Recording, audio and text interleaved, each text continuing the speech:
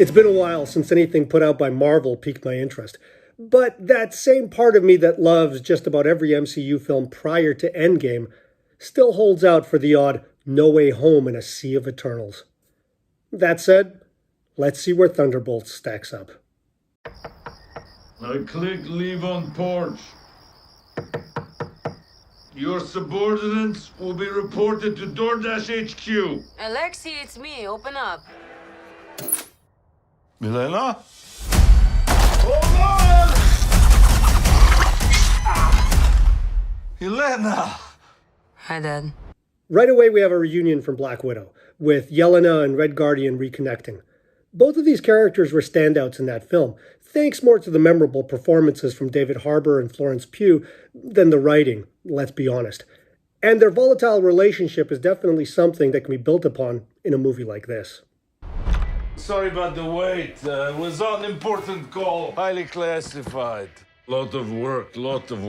Many irons in fire. You feel fulfilled? Oh, yeah. Yeah, so full. So filled. But why do you ask this? What brings you here? Some nice comedy here.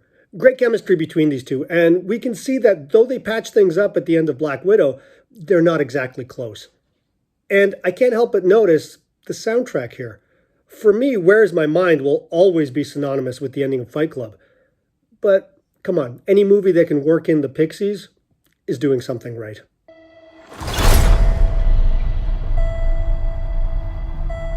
There is something wrong with me. An emptiness.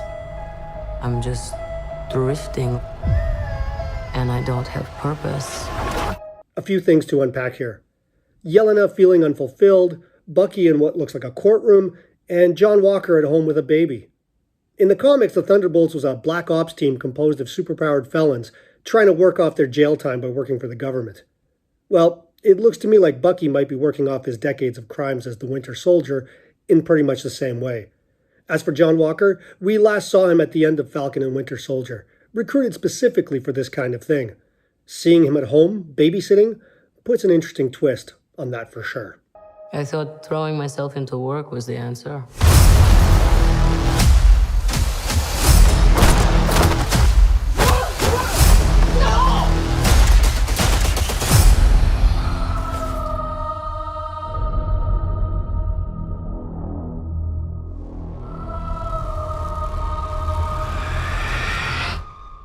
With your feet on the air, your head on the ground.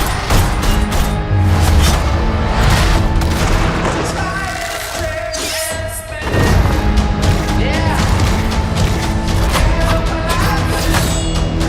There's nothing in your life. Oh, no.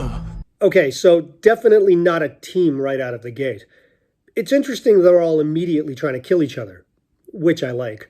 It shows us that these are anti-heroes at best, and for them the mission comes first, no matter the cost. And the appearance of this mystery stranger seems to surprise them all. Who are you? I'm Bob. Who sent you, Bob? Nobody. You were all sent? I'll admit, at first I didn't even recognize Lewis Pullman, but I was very pleasantly surprised. He's a terrific actor, and if anybody can bring vulnerability to the character of Bob, who in the comics is the alter ego of the Sentry, Marvel's answer to Superman, but with a host of mental instability and one hell of a dark backstory, it's Lewis. Everyone here has done bad things. Shadow ops. Robbing government labs.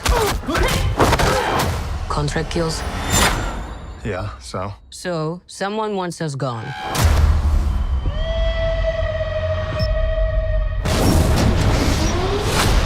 What the hell? Oh, I dig this.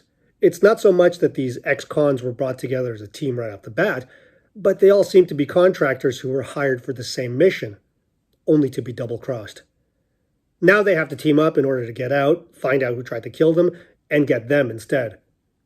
It's a simple premise, but one that could be executed beautifully if done right. We're brought up with this belief that there are good guys and there are bad guys. What's the plan? This could get messy.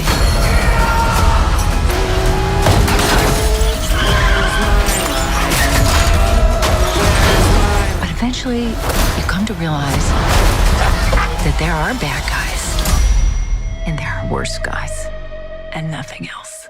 What's cool is how this trailer gives off a decidedly Captain America Winter Soldier vibe. There's conspiracy, intrigue, danger, and action. And just like in that film, it's Bucky who seems to be the most dangerous. But with the Sentry in the mix, looks can be deceiving. Look at you. So adorable.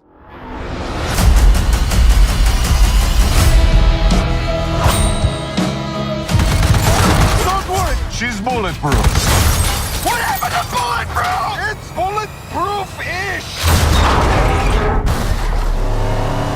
Is that Bucky? That's not good.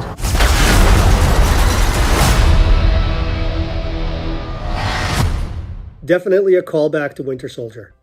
And that's cool with me, seeing as how that's easily the best MCU film. Yeah, I said it. The trailer is light on the plot, but the style and tone suggest a film that unravels like a mystery and characters who know more than they're letting on. Especially Julia Louis-Dreyfus's Valentina Allegra de Fontaine, who in the comics is otherwise known as Madame Hydra. Wouldn't that particular organization be interesting to see return? Thunderbolts is one of the more niche comics in the Marvel lineup, and one that I enjoyed reading back in the day. Essentially Marvel's answer to the Suicide Squad, it centers around a group of former, and in some cases current, supervillains who are forced to work together for the government on Black Ops missions that are too dirty for the poster boy superheroes like Spidey and the Avengers. And like the Suicide Squad, the comics feature a revolving door of characters as both the Thunderbolts and their handlers.